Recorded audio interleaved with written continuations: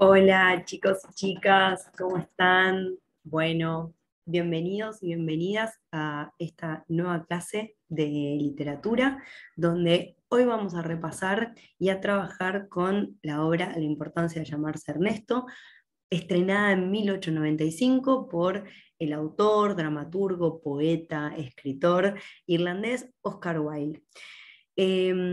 Primero, antes de arrancar nada, les voy a pedir que estén en un lugar donde estén cómodos, cómodas, donde tengan los materiales cerca, la obra, en la edición y en la traducción que tengan, un lápiz, papel, cuaderno para anotar, para tomar apuntes, y que recordemos que esta clase no reemplaza para nada la lectura completa de la obra, que es muy, muy, muy importante que todos la tengamos. Bueno, arrancamos entonces. Em, ¿Qué tal les pareció? ¿Les gustó? ¿La pasaron bien? ¿Se divirtieron leyéndola? Esta obra que estamos trabajando, que estamos abordando, en- piensen que es una obra que fue estrenada a mediados y a fines del siglo XIX, ¿no? Estamos hablando de lo que los historiadores llamaban la época dorada del reinado de Victoria, ¿no?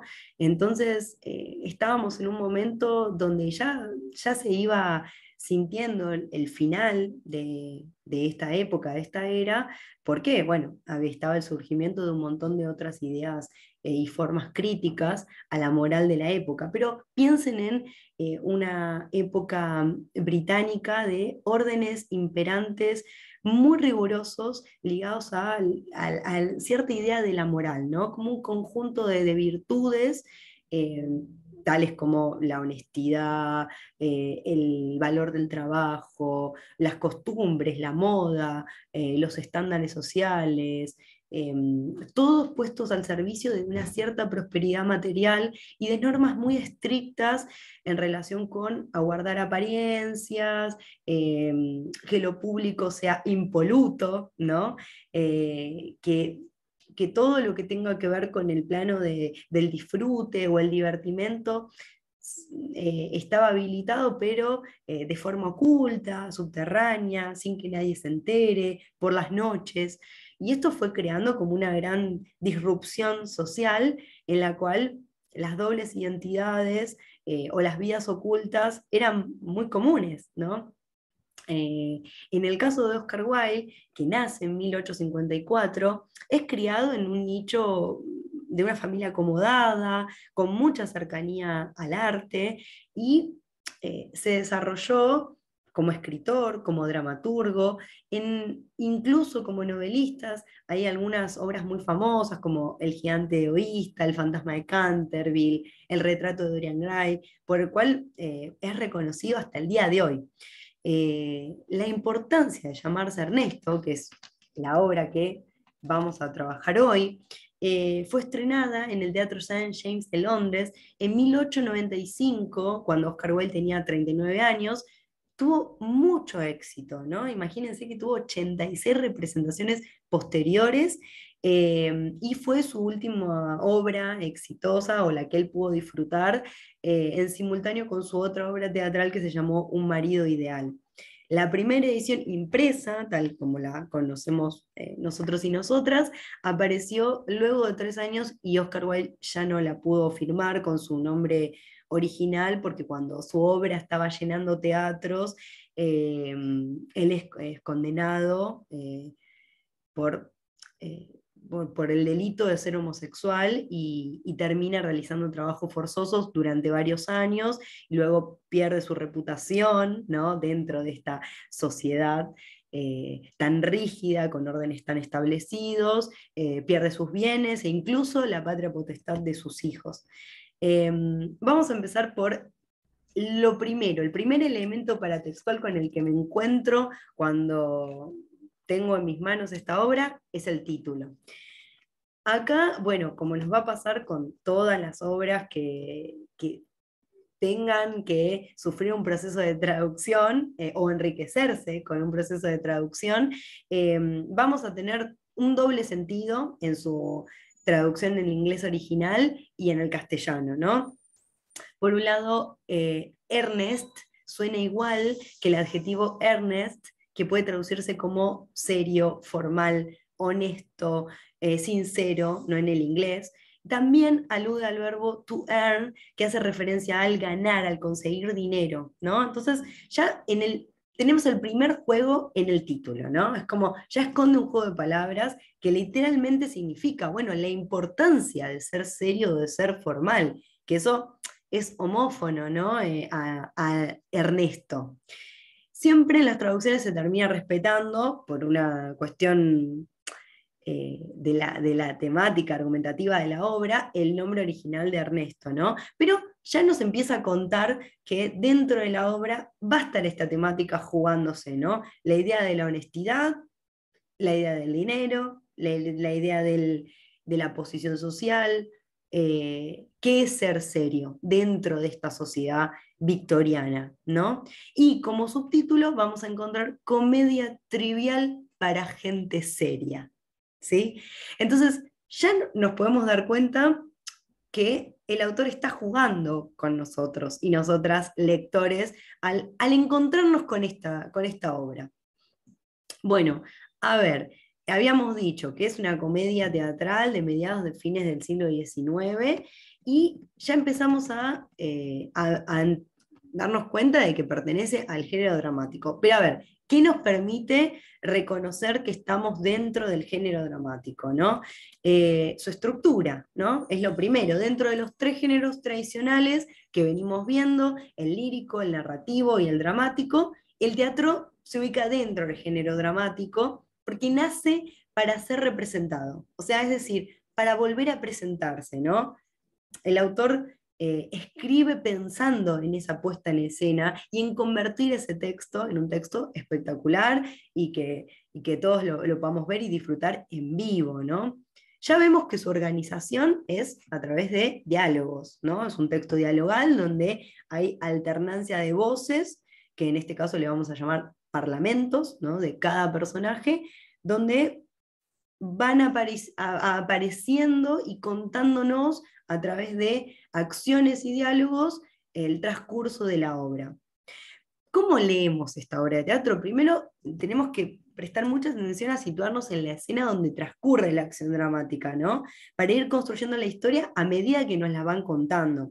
Primero tenemos que atender a la alternancia de voces, porque cada personaje nos va a dejar claro su parlamento, y después tenemos que prestar atención a las indicaciones directas del autor, que las vamos a ver muy claramente, porque va a haber una modificación tipográfica cada vez que aparezcan, y estas son las presentaciones de escena, ¿no?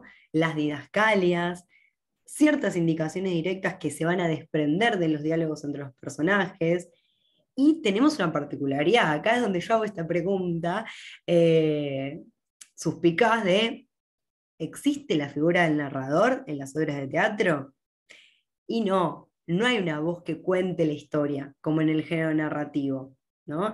Entonces va a haber algo de este material que nosotros como espectadores vamos a completar en el sentido cuando veamos la obra, cuando la leamos, incluso está contada por muchas voces.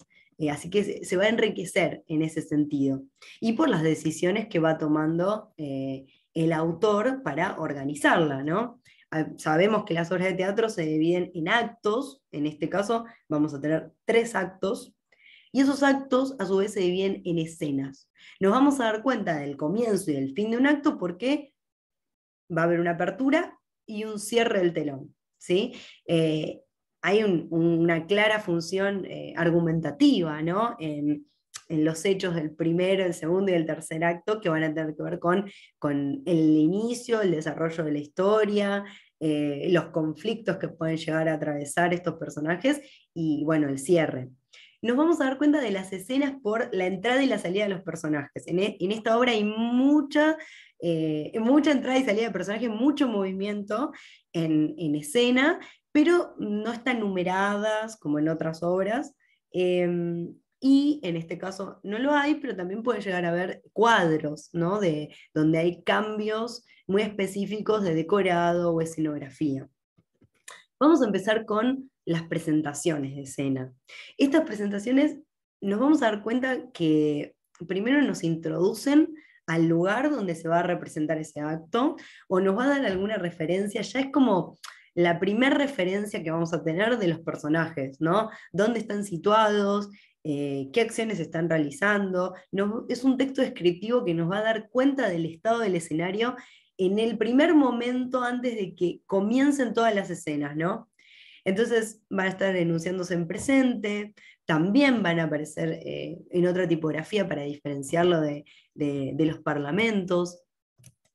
En este caso, eh, si la cámara me acompaña, eh, vamos a entender un poquito más del contexto de la época ya en la primera presentación de escena, ¿no? Dice, un saloncito en casa de Moncref, ¿no? Ya tenemos ahí un apellido importante, los apellidos en esta sociedad van a valer mucho, van a ser cuenta del prestigio social de tu familia y de las herencias que puedas llegar a tener y de la posición política y social de tu familia. Half Street, Londres, amueblado lujosa y artísticamente. Óyese un piano dentro, Esteban arreglando todo para él tener una mesita, podemos ya inferir que Esteban es un mayordomo o un sirviente de la casa, y después, ¿qué es esa? La música, entra Archibaldo. Ya acá en la primera presentación de escena podemos conocer un poco o dar cuenta de lo que es este contexto, ¿no? De época. Decimos, bueno, finales, mediados del siglo XIX, hay mucho gusto por el arte, por hacer, ¿no? Por hacer arte, por tener instrumentos en la casa. Empezamos como a entrar en el clima de la obra. Bueno, de la estructura, la presentación de escena es muy importante porque ya nos va a dar cuenta.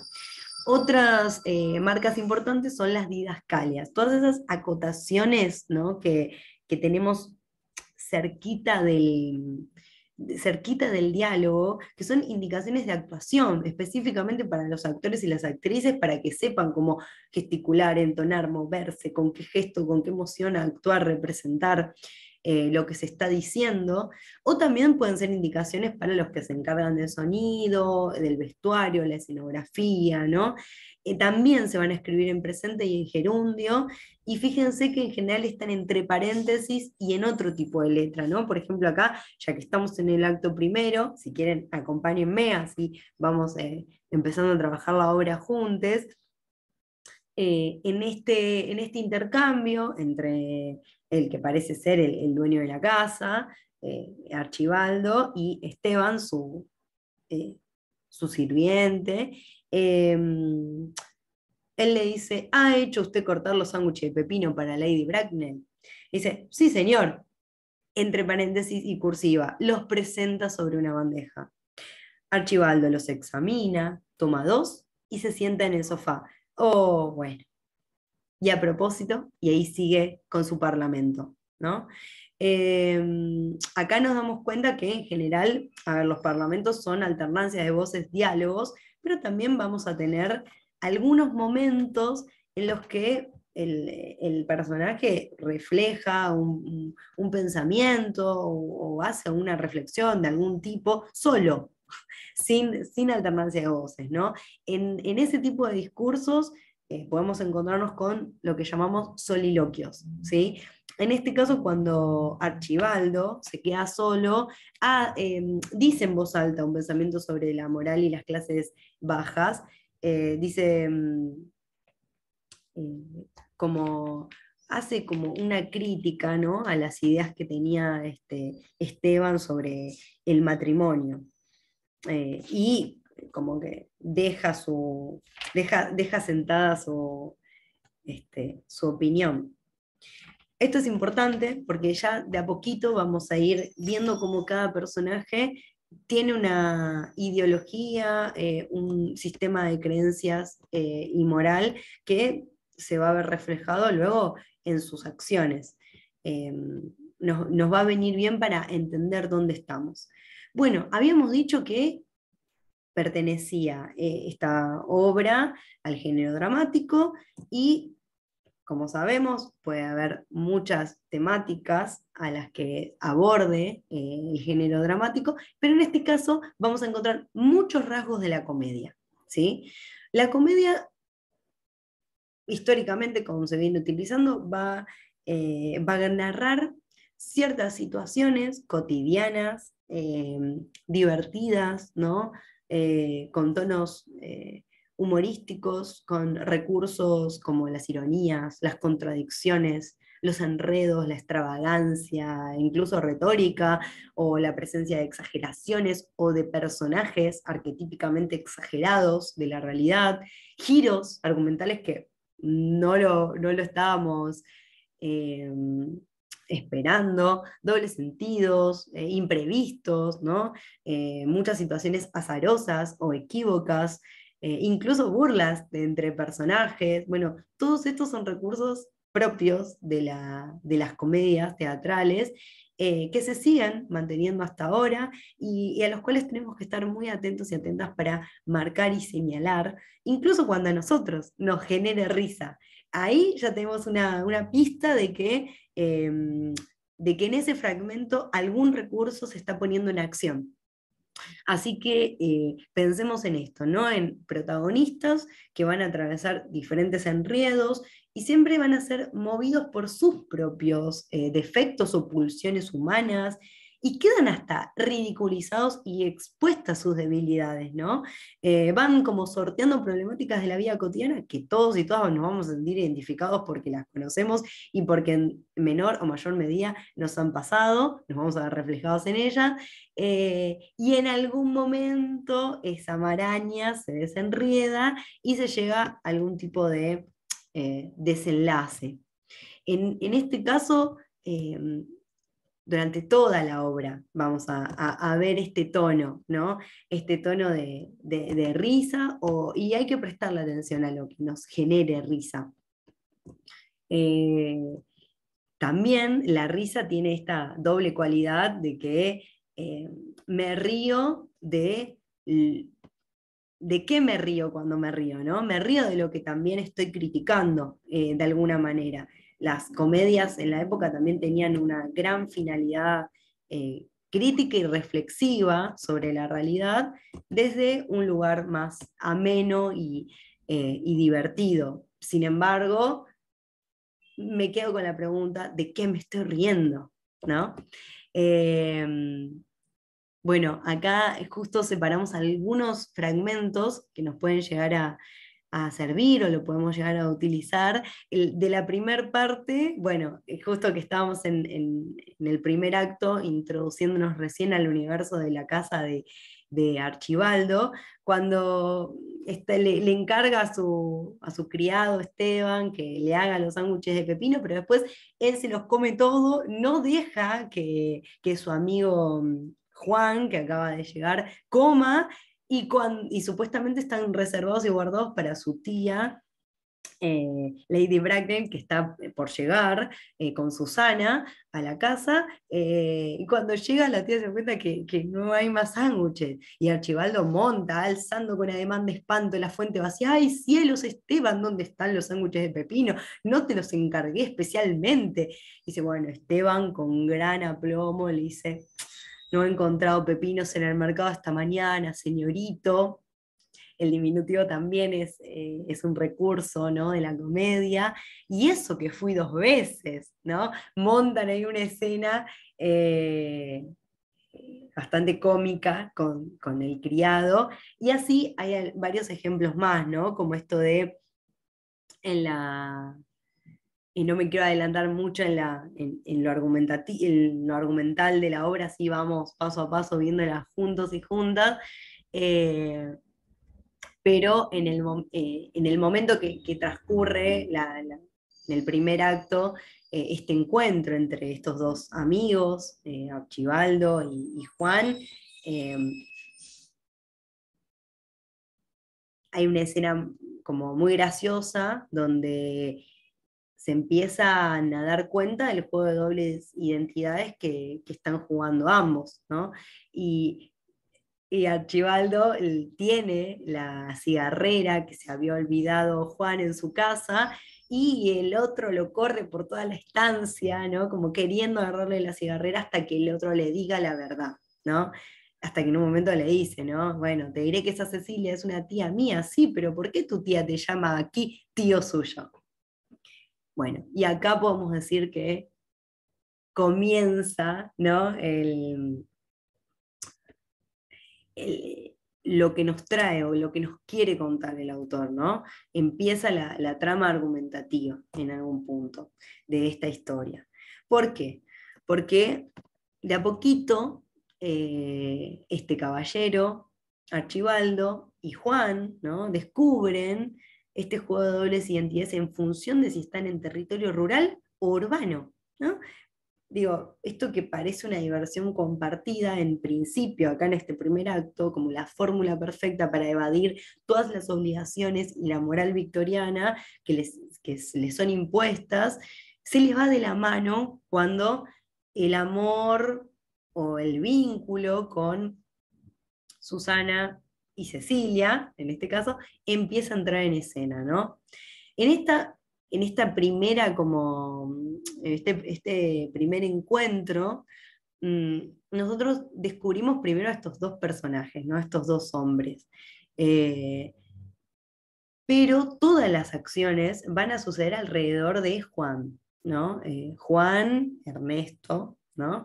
En el, Jack también lo van a nombrar, John Gransford, quien dice ser tutor de una joven llamada Cecilia, nieta de su propio tutor, eh, y la tamaña responsabilidad que es cuidar a Cecilia hace que este hombre decida escaparse a la ciudad con el pretexto de que tiene un hermano llamado Ernesto, que es muy propicio a los juegos, a la vida de derroche, y a la que él este, tiene que salvar irremediablemente cada tanto, ¿no? Cada tales momentos.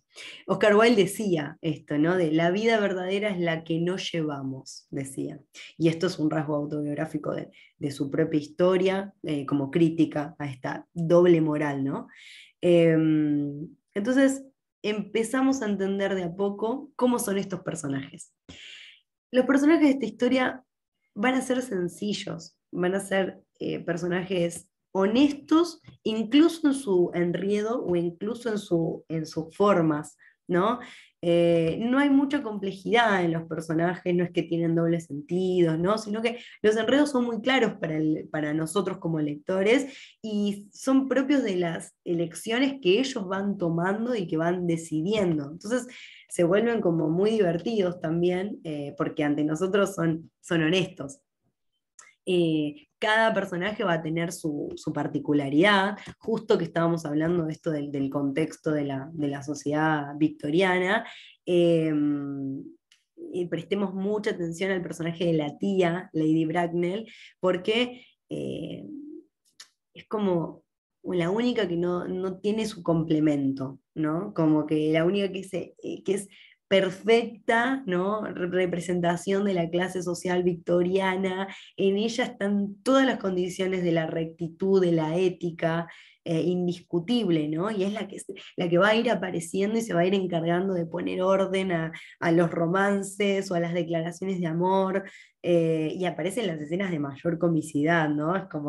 Es la que defiende la tradición, ¿no? La que va a aparecer ahí para poner la norma y la ley, ¿no? No va a aceptar el matrimonio entre su hija Susana y Juan, cuando descubre que él es huérfano, y que no puede identificar sus raíces familiares. Es la que se escandaliza cuando justamente su propio sobrino, Archibaldo, no puede ir a las reuniones que ella organiza, ¿no? Así que prestémosle atención a la aparición de estos personajes, porque también nos van a contar el contexto de época, y cada uno son arquetipos, ¿no? Son tipos de personajes modélicos, incluso exagerados y ridiculizados para que nosotros podamos observar estos, ¿no? Tenemos acá eh, algunos fragmentos que hablan un poco sobre esto que venimos nombrando. Por ejemplo, acá en este acto donde estamos, en el primer acto, cuando Archibaldo dice, bueno, puedes retirarse, le dice a Esteban, saluda y sale, y tiene este soliloquio en el que dice, las ideas de Esteban sobre el matrimonio me parecen un tanto relajadas, y realmente, si las clases inferiores no nos dan un buen ejemplo, ¿para qué demonios sirven? Lo que es como clase, me parece que no tienen el menor sentido de responsabilidad moral, ¿no? Cada uno va eh, contando, manifestando un poco la ideología de la época, ¿no? Mismo en este momento, ¿no? Como Lady Bracknell dice, ¿no? La línea es lo de menos, Mr. Grenford. Le confieso que eso me dice, usted me desconcierta bastante. Nacer o por lo menos ser criado en una maleta con asas o sin ellas, me parece demostrar un tal desprecio de todas las conveniencias de la vida de familia, que hace pensar en los peores excesos de la Revolución Francesa. En cuanto al sitio en que fue encontrada la maleta, es muy posible que el guardarropas de una estación ferroviaria sirva para ocultar una indiscreción social, y probablemente ya antes de ahora ha servido, pero en modo alguno podría considerarse como una base estable para vivir en la buena sociedad. Esto es parte del parlamento de Lady Bracknell cuando decide oponerse como a la declaración de amor de Grenford a su hija, Susana, cuando se entera que es huérfano, ¿no? Eh, Esto sucede en el primer acto, pero por ahora a ver, hicimos un punteo de algunas llamadas de atención que nos van contando cómo es la obra, cómo es la atmósfera y qué es lo que está pasando. Vamos a ir al primer acto, porque es importante contextualizarnos. En acá, a ver, hay algunas preguntas claves que nos podemos hacer, ¿no? ¿Por qué es importante la aparición de Lady Bracknell, de la tía y de Cecilia? ¿Cómo es el vínculo entre estos personajes? ¿Qué significa el término bumburista que utiliza Archibaldo? ¿Y qué nos enteramos importantísimo sobre el origen de Juan en este primer acto, ¿no? Nosotros acá, a ver, vamos a empezar a entrar en la historia, ¿no? En este primer acto y durante toda la obra, vamos a ver ciertas temáticas transversales o recurrentes, ¿no? Entre ellas van a estar la búsqueda del amor y el matrimonio, ¿no? Como una herramienta para el estatus social, ¿no? Y entra en juego conseguir un matrimonio o un casamiento adecuado, que la familia esté de acuerdo, que la persona represente, ¿no? Los valores de la alta sociedad londinense, los modelos de valores que rige ese sentido del deber, ¿no? Entonces, acá se puede ver claramente la excesiva importancia a estas apariencias y estas convenciones sociales. Lo vemos a ver, en en el cuestionario o esta conversación, ¿no? A la que es sometido Juan por parte de Lady Bragler, ¿no? Para ver si él estaba capacitado para ser pretendiente de su hija, ¿no? Entonces lo somete a una serie de preguntas y en este momento es cuando se entera de que es huérfano y que le dice que no, entonces no puede.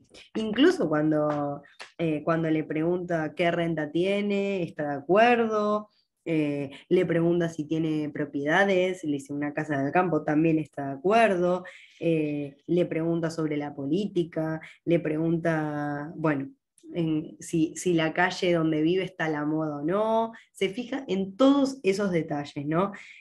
Pero no saber quién es de nacimiento es una manifestación de desprecio hacia el decoro de la vida de la familia. Entonces, en este momento, Lady Bragler se opone completamente al encuentro y al casamiento.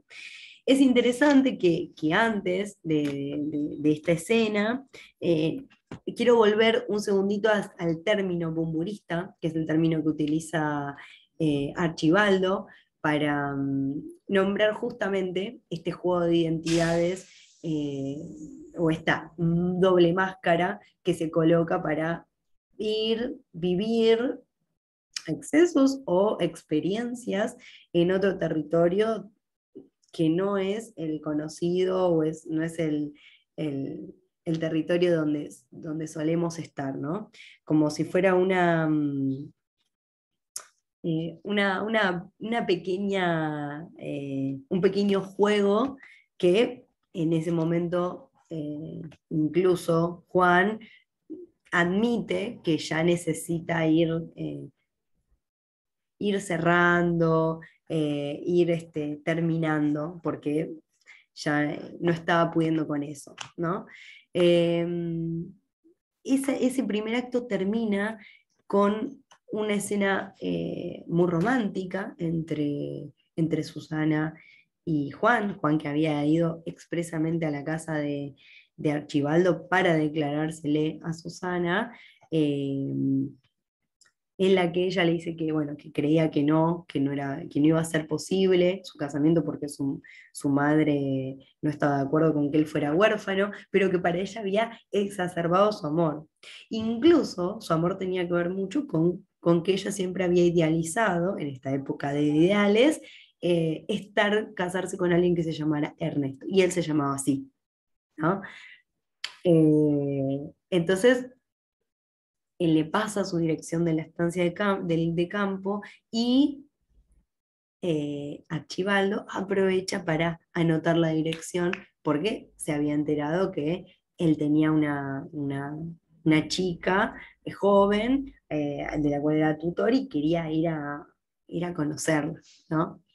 Eh, en simultáneo a esto, Susana todavía no sabe eh, que Juan era el nombre de Ernesto en el campo. eh, Él tampoco se lo dice, solamente lo sabe Archibaldo hasta el momento. eh, ¿Lo dejaría de amar? Sería la pregunta si su nombre fuera Ernesto, la pregunta que le hace en ese momento, ¿no? Eh, Ella no dice eso porque le parece un tanto hipotética la pregunta, pero da a entender de que sí. Entonces, bueno, Juan se pone en campaña de ir a bautizarse otra vez para llamarse Ernesto y ver de qué manera podía resolver este tema de su propia identidad. Bueno, a ver, habíamos dicho que había algunas temáticas que eran recurrentes, ¿no? Entre ellas nombramos la crítica a la moral victoriana, la importancia excesiva a ciertas costumbres, y en este caso lo vemos claramente en las actitudes y en los pedidos, ¿no? Tanto de Susana como de su madre, ¿no? Para casarse. les quiero leer el fragmento específico donde se ve esta temática. Dice, sí, lo sé, y ojalá que hubiese estado usted un poco más expresivo en público, por lo menos, ¿no? Siempre tuvo usted para mí un atractivo irresistible. Aún sin conocerle, está usted lejos de serme indiferente. Gredford la mira estupefacto. Vivimos, como supongo sabrá usted, Mr. Gredford, en un siglo de ideales. Al menos así nos lo repiten de continuo los poetas o las revistas de moda, dicen en otras traducciones. Pues bien, mi idea ha sido siempre querer un hombre que se llama Ernesto. Ernesto, no sé qué tiene ese nombre que me fascina, ¿no? Y así, bueno, vamos a tener algunas de estas temáticas presentes para ir viendo en el resto de la obra: el matrimonio, la moda, lo superficial, el vínculo con el dinero, con las costumbres, con lo social, con las apariencias. Em, es importante prestar atención a cuando estas se inmiscuyen en los parlamentos de los personajes, porque ahí es donde nosotros, ¿no? Nosotros y nosotras nos vamos a enterar qué es lo que está pasando. Nos vamos hacia el acto segundo, la historia va a seguir transcurriendo, pero en este caso cambiamos de lugar, nos vamos a ir al jardín de la quinta de Juan Gredford en Woolton. Vemos una escalinata de piedras grises que conduce a la casa, vemos el jardín, un jardín bien a la antigua, que aparece lleno de rosas.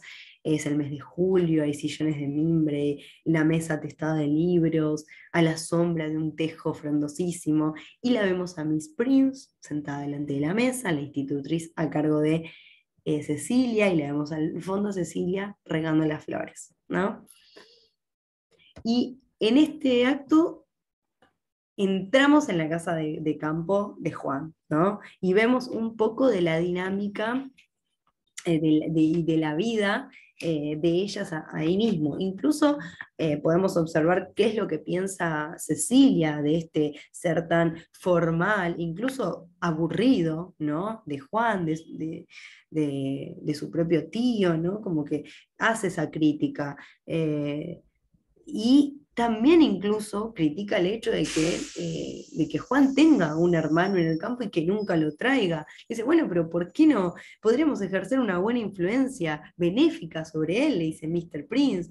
Estoy segura de que usted le ejercería realmente. Como acá se empieza a ver como algo de una cierta incomodidad, ¿no? Entre esta dinámica de el tío yéndose y dentro de la casa siendo tan serio.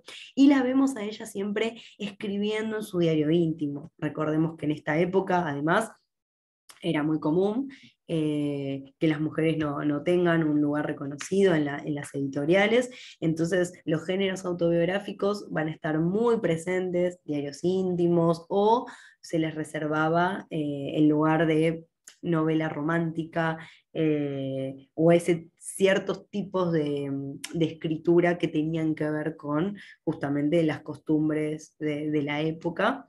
Cecilia, tanto Cecilia como Susana, nos vamos a enterar después, escriben un diario donde van registrando todo lo que van viviendo, incluso pensando en una posible publicación de ese diario, ¿no? Eh, incluso tienen un diario en el que van ficcionalizando lo que les va pasando, y no solo lo que sucede realmente, ¿no? Como nos vamos a dar cuenta después con eh, cómo hace Cecilia eh, con este supuesto Ernesto, representado por Archibaldo, en el que ella ya inventa todo un romance de meses, como si se hubieran conocido hace mucho tiempo atrás, incluso inventa ficcionaliza una ruptura entre ellos, cuenta regalos que él le hizo, ¿no? Y ahí empezamos a ver un poco de este juego entre, bueno, la ficción de lo que realmente está sucediendo, y la realidad, ¿no? Tangible y- y lo que se puede ver. Bueno, acá también aparece el personaje de Ascot, del reverendo Ascot, eh, que tiene como un vínculo muy especial con Miss Prince, como parece que se atraen bastante, y esto se ve así como muy alevosamente en ciertas situaciones. Acá también hay como un gesto incluso de parodia, ¿no? De una persona dedicada a las órdenes religiosas, a la que también le pasan cosas con una institutriz, y bueno, aunque lo quieren tapar o les da vergüenza que suceda, ¿no? En este acto tenemos que estar muy atentos y atentas porque es donde comienzan los enredos, ¿no? En un momento vemos cómo llega Juan sorpresivamente a la estancia, a su propia estancia, vestido completamente de luto riguroso, con una gasa en sombrero, guantes negros, y declara que su hermano Ernesto había muerto, eh, y que no se podía hacer nada con eso, ¿no? Bueno, acá en simultáneo de esta escena, Archibaldo se hace pasar por Ernesto, por el hermano eh, perdido de Juan, y la va a conocer a Cecilia, incluso cuando Juan le había dicho que no vaya, ¿no? Entonces, en simultáneo con esta escena, donde Juan le cuenta a, a Miss Prince y a Ascot de la muerte, aparece Cecilia con Archibaldo, Ernesto, pidiendo por favor que haya una reconciliación entre hermanos. Eh, bueno, acá es muy importante el vínculo también entre ellos, ¿no? Que es un vínculo de en el que todo el tiempo hay como tensión cómica, ¿no? En el que le pide, así cuando Cecilia no lo ve, le encarga que se vaya, le pide un auto, un carro para que se vaya, eh, y finalmente termina quedándose, y sucede algo muy interesante, que es que llega un personaje al que no esperábamos en este momento, eh, que es Susana. Y se encuentra con Cecilia, y acá tenemos el, el- la exacerbación, o subimos el volumen al enredo, porque cuando se encuentra Cecilia con Susana, ambas hablan de un mismo enamorado que se llamaba Ernesto, ¿no? Entonces, acá hay una disrupción muy importante entre ellas.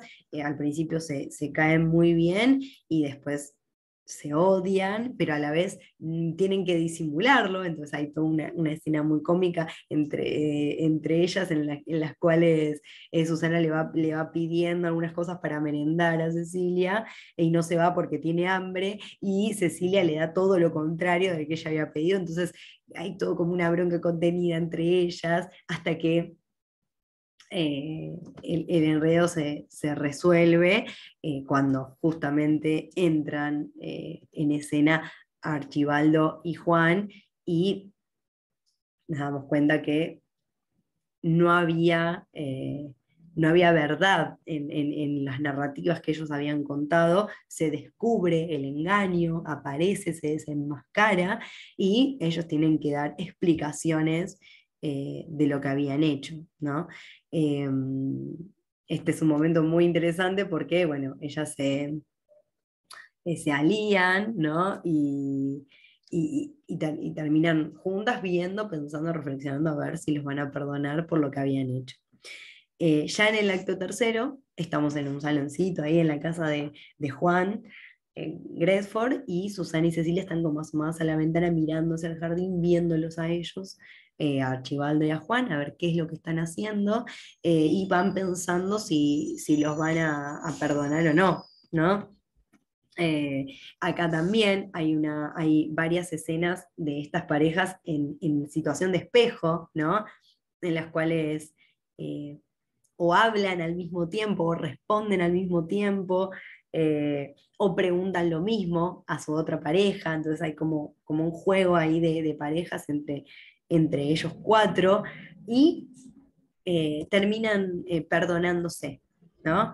Este, a todo esto se suma, cuando el perdón está hecho y se abrazan, aparece Lady Bracknell que separa a las parejas y que viene a preguntar, a ver, qué es lo que estaba pasando, que su hija se había ido, eh, y le pregunta a Archibaldo si Bunbury vivía ahí, ¿no? Ahí Archibaldo mata a Bunbury, a este amigo enfermo, que siempre le traía contratiempos por los cuales él viajaba al campo, termina matándolo en ese momento, desapareciendo esa doble vida, esa doble identidad, esa doble farsa, eh, y Archibaldo le revela que estaba enamorado de Cecilia, la pupila de Juan, y a lo que Lady Bracknell también la somete a ella a una serie de cuestionamientos, un pequeño interrogatorio sobre sus datos, sobre el dinero, y cuando se da cuenta que ella sí tiene una herencia, le dice como que sí, que le parece una muchacha muy interesante y que se puede quedar con ella. Eh, Acá el que se opone es Juan, porque ya que no tiene el consentimiento de Lady Bracknell con su hija Susana, él tampoco va a dar el consentimiento de su pupila para casarse con Archibaldo. Y en este momento hay una escena muy interesante donde aparece el reverendo Ascot, anunciando los bautizos, que finalmente no se hacen porque no son necesarios. eh, Se la menciona a Miss Prince, la cual aparece y Lady Bracknell la reconoce. Y acá subimos el volumen a la revelación, ¿no?, de la historia, porque Miss Prince se estremece con mucha indignación cuando la ve y empieza a preguntar dónde está el niño, dónde está, eh, y se abre la puerta a este encuentro entre estas dos mujeres, en la cual Miss Prince había sido criada, niñera del sobrino de Lady Bracknell, y el día que se hizo cargo del niño, sacándolo en el cochecito a pasear, también tenía con ella un maletín que estaba poco usado, pero que estaba en buen estado, y en el que pensaba guardar el manuscrito de una obra literaria novelesca que estaba escribiendo, y en un momento de distracción mental, Lady Prince pone el manuscrito en el coche y guarda al niño en el maletín. Esto lo hace pensar a Juan Grefford en su propio origen, en su propio nacimiento, en cómo habían sido las condiciones de su nacimiento. Y mientras Miss Prince cae desplomada en una silla por la revelación, ¿no?, de cómo había sido abandonado su sobrino en una estación en Londres, Juan se va corriendo a su habitación para buscar el maletín de cuero negro, eh, en el que a él había sido encontrado, eh, para que Lady Prince lo reconozca, y lo termina reconociendo, ¿no? Y él se termina eh, dando cuenta que había sido el niño que había guardado Lady Prince en la maleta. Se da cuenta que por ende era hijo de la hermana Carolina, de Lady Bracknell, casada con Mr. Moncrieff, y por ende era el hermano mayor de Archibaldo. Acá tenemos un giro argumental donde todo lo que habíamos pensado en un momento que era mentira se convierte en realidad, ¿no? Entonces pone en juego esto de la idea de la honestidad y la mentira, lo que contamos, lo que se ve, ¿no?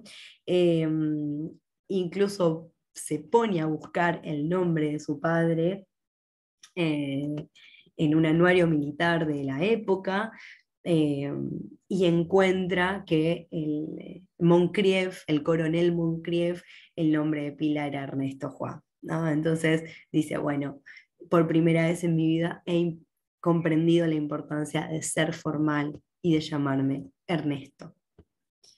Es un gran final para esta obra, porque termina de cerrar estas ideas ambiguas entre lo que se veía, lo que se contaba y lo que se sentía, se realizaba por fuera de lo convenido o del mandato, ¿no?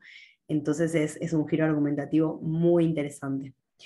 Bueno, espero que les haya servido. Esta fue una gran síntesis, resumen.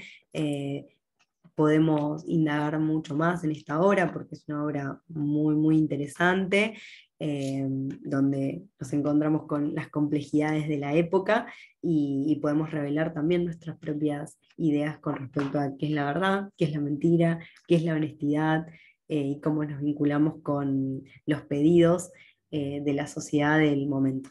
Bueno, gracias y espero que les vaya muy bien en los exámenes, y nos vemos prontito.